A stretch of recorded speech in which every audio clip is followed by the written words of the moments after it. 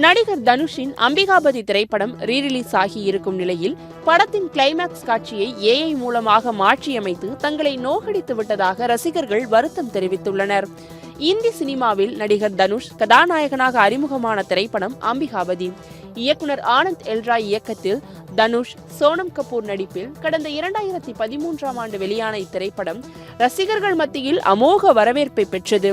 இந்த நிலையில் இத்திரைப்படம் வெளியாகி 12 ஆண்டுகள் நிறைவடைந்ததை அடுத்து அண்மையில் ரீரிலீஸ் செய்யப்பட்டது.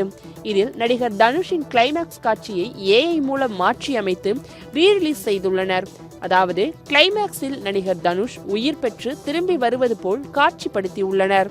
இதனால் ஏமாற்றமடைந்து விரக்திக்குள்ளான ரசிகர்கள் எப்பேற்பட்ட உணர்வுபூர்வமான காட்சியை உப்பு சப்பில்லாமல் காட்சிப்படுத்தி வைத்திருப்பதாக வேதனை தெரிவித்துள்ளனர். அதே சமயம் படத்தின் கிளைமேக்ஸை மாற்றி அமைத்ததில் தனக்கு உடன்பாடு இல்லை எனவும் தன்னிடம் கேட்காமல் தன் படைப்பை அவமரியாதை செய்துவிட்டதாக இயக்குனர் ஆனந்த் எல்ராய் புலம்பி வருவதாக தகவல் வெளியாகியுள்ளது.